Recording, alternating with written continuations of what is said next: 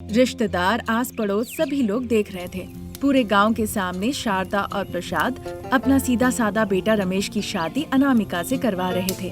अनामिका के माता पिता कुंदन और सावित्री शादी के रस्म में रमेश के पैर धोते हैं। बेटा रमेश, अपनी पत्नी अनामिका को अरुंधति तारा दिखाओ। अरे पंडित जी, मुझे पता नहीं ये अरुंधति कौन है। मैंने उसे कभी नहीं देखा, उसे शादी में भी नहीं बुलाया। मैंने कोई पाप नहीं किया। रमेश बहुत घबराते हुए कहता है। शारदा, प्रसाद, कुंदन, सावित्री के साथ साथ अनामिका भी सुन के जोर जोर से हंसने लगती है। रमेश आश्चर्य होकर सभी का चेहरा देखने लगता है। अरे मेरे सीधे साधे दूल्हे, अरुंधति का मतलब कोई लड़की नहीं है, वो तो एक तारा है, वो भी आसमान में। चलो अनामिका का हाथ पकड़ के उस तारे की तरफ दिखाओ। अरुंधति का मतलब आसमान का एक तारा। पंडित जी, आप तो मुझे मार डालेंगे। इतना कहकर खूबसूरत मुस्कुराती हुई अनामिका का हाथ पकड़ के वो आसमान की तरफ दिखाता है, पर अनामिका रमेश का मजाक उड़ाने लगती है। अजी, लेकिन ये अरुंधति मुझे आसमान में तो नहीं दिख रही है। बेटा रमेश, पर दुल्हन को तो अरुंधति दिख नहीं रही है, ठीक से आसमान तो दिखाओ। असल बात तो ये है पंडित जी, मुझे तो खुद ही अरुंधति ठीक से दिख नहीं रही है। बेटा अनामिका, अब बहुत मजाक हो गया, चलो परिवार से विदा ले लो। इसके बाद सावित्री, अनामिका और कुंदन तीनों बहुत रोने लगते हैं। तब तक शारदा, प्रसाद और रमेश जाके कार में बैठते हैं। थोड़ी देर के बाद अनामिका गाड़ी में आके बैठती है, फिर गाड़ी वहाँ से रवाना हो जाती है। फिर आधे घंटे के अंदर ही वो शादी की गाड़ी मंदारपल्ली गांव में शारदा के घर के सामने जाके रुकती है। रमेश, अनामिका गाड़ी से उतर के दरवाजे के सामने इंतजार करते हैं। रमेश की बहन सारिका आरती लेके दरवाजे के पास आती है। भैया, भाभी का नाम लेके पैसे दो और अंदर आ जाओ। ना अनामिका। रमेश शर्माते हुए अनामिका का नाम इस तरह से लेता है और फिर पैसे निकाल के दे देता है। भाभी, अब आपकी बारी, भैया का नाम लीजिए। रमेश, शरारत में वो कहती है। फिर मुस्कुराते हुए रमेश और अनामिका घर के अंदर आते हैं। उसी दिन से नई बहू अनामिका घर का सारा कामकाज, खाना पकाना सब कुछ शुरू कर देती है। उसके 2 दिन के बाद कुंदन और सावित्री अपनी बेटी अनामिका और दामाद रमेश को साथ घर ले जाने के लिए शारदा के घर आते हैं। माँ, आप कब आई? पिताजी, कैसे हैं आप? बहन जी, इनकी नई शादी हुई है, सुहाग रात के लिए हम इन्हें घर ले जाने आए हैं। अगर मैं ना भी कहूँगी तो आप मानेंगी क्या? रस्म करना है तो करना ही है, ले जाइए आप इन दोनों को। सही कहा है आपने। बेटा अनामिका, तुम और दामाद तैयार हो जाओ, हमारे घर चलेंगे। बेटा रमेश, तुम भी जाओ। जाओ बहू, जाके तैयार हो जाओ। 3 दिनों के बाद हंस खेल के अच्छे से लौट आना। ठीक है माँ जी। इतना कहकर अनामिका वहाँ से चली जाती है। अनामिका के पीछे पीछे रमेश भी चला जाता है। शारदा, प्रसाद, कुंदन, सावित्री चारों सोफे पे बैठकर बातचीत करने लगते हैं।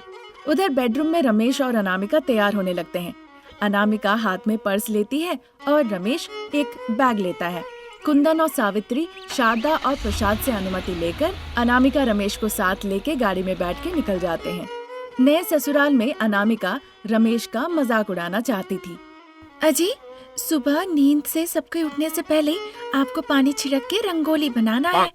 ससुराल में क्या दामाद को ये सब करना होता है अनामिका? बहुत ही सरलता से रमेश अनामिका से पूछता है। हाँ जी, ये सब करना होता है और भी बहुत कुछ, बस इस बात का ध्यान रखिएगा कि कोई ये देखे ना, बस। इतना कहकर वो सो जाती है। रमेश को कुछ समझ में नहीं आता है, फिर वो भी सो जाता है। सुबह के लिए वो अलार्म लगा लेता है। अनामिका ने जब कहा है तो जरूर वो काम करना ही होगा। सुबह के 5 बजे तक कोई नहीं उठेगा, तब मैं जल्दी जल्दी उठ के आंगन में पानी छिड़क के अच्छे से रंगोली डाल दूंगा। ऐसा सोचकर रमेश सो जाता है। सुबह के 5 बजे अलार्म की घंटी बजती है। नया दामाद रमेश उठ के अनामिका की साड़ी लपेट के मुंह को अच्छे से ढक लेता है। अगर कोई देख भी लिया तो सोचेंगे कि अनामिका है, मैं नहीं हूँ। ऐसा सोचकर रमेश बाहर आता है, आंगन को साफ करता है, पानी छिड़कता है, वहाँ रंगोली देता है। तभी सावित्री उठ के बाहर आती है। बेटा अनामिका, तुम इतनी जल्दी उठ गई? जाओ, जाके सो जाओ, मैं सब कर लूंगी। ये सुनते ही रमेश घबरा जाता है और वहाँ से भागने लगता है। तभी अचानक से रमेश की साड़ी खुल जाती है। सावित्री रमेश को देखती है और रमेश भी डर के मारे सावित्री को देखने लगता है। अरे दामाद जी, आप यहाँ पे? अनामिका ने कहा था सासू माँ। इतना कहकर वो भागकर वहाँ से चला जाता है। लगता है दामाद जी बहुत सीधे हैं। इस तरह सावित्री मुस्कुराते हुए वहाँ से चली जाती है। एक दिन जब सावित्री बाहर जा रही होती है, बेटा अनामिका, मैं कुछ काम से बाजार जा रही हूँ, कुछ पकौड़े धूप में लगा देना। अच्छा ठीक है माँ। इतना कहकर सावित्री चली जाती है। अनामिका चेयर लेकर बगीचे में बैठी होती है। रमेश एक बनियान पहन के सारे पकौड़े को धूप में डाल रहा था। तभी शारदा वहाँ आ जाती है। रमेश के पूरे शरीर में पकौड़े के छींटे लगे हुए थे। ये देखकर शारदा को अनामिका पे बहुत गुस्सा आ जाता है और अनामिका, उसके चिल्लाने की आवाज से अनामिका जो चेयर पे बैठी हुई थी वो हड़बड़ा के नीचे गिर जाती है। डर के मारे रमेश शारदा को देखने लगता है। शारदा अनामिका के पास जाती है। तुम्हारी इतनी हिम्मत? मेरा बेटा इस घर का दामाद है, कोई नौकर नहीं है। तुम लोग इस घर के दामाद से इतने कड़क धूप में पकौड़े डलवा रही हो। तुम्हारे माँ बाप कहाँ हैं? बुलाओ उन्हें यहाँ।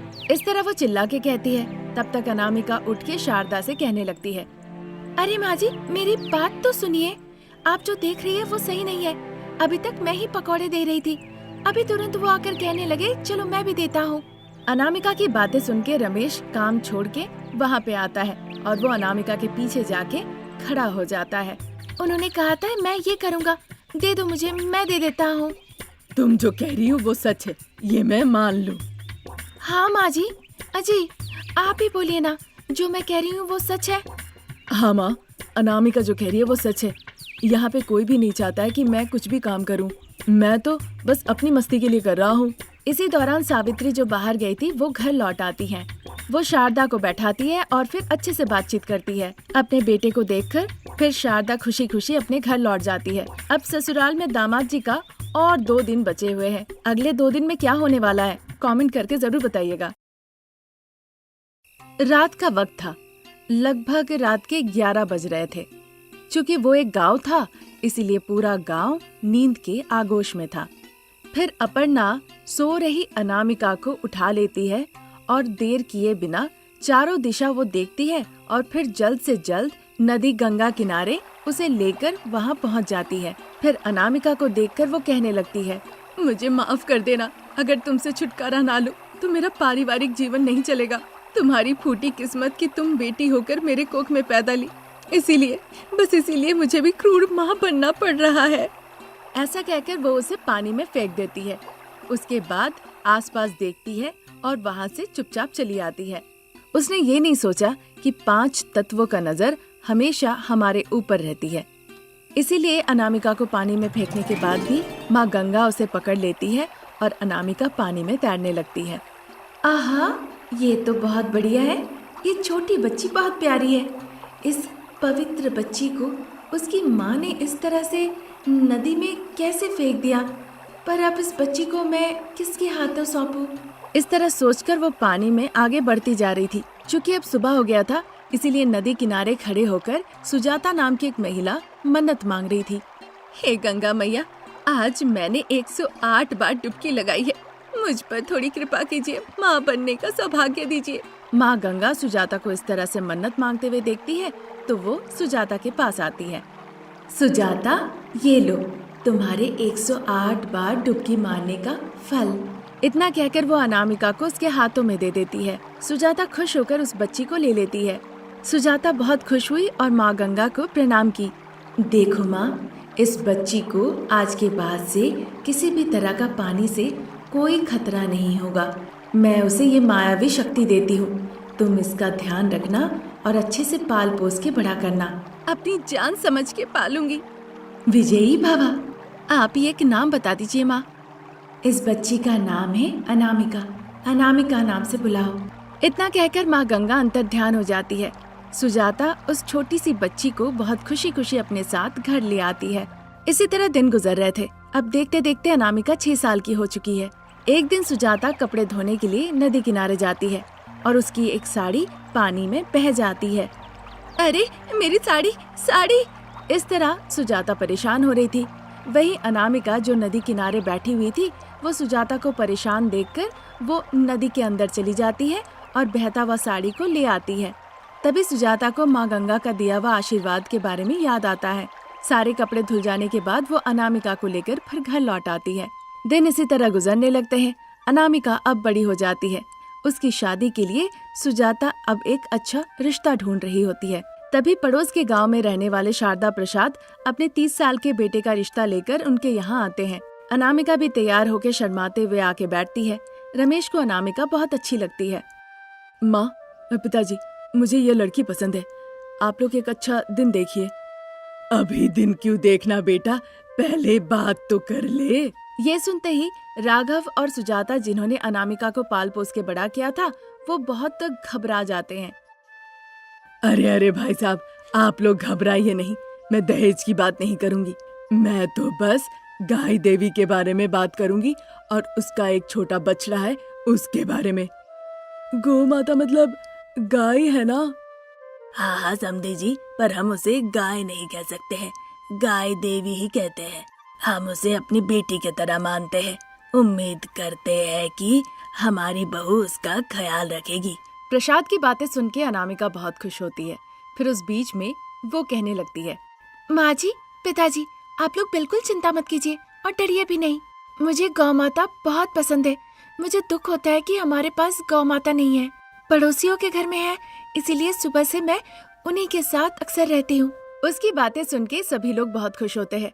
फिर एक अच्छा दिन देखकर, मुहूर्त देखकर बड़े ही धूमधाम से रमेश और अनामिका की शादी करा दी जाती है। फिर आंखों में खुशी की आंसू लेकर अनामिका को उसके ससुराल में विदा कर दिया जाता है।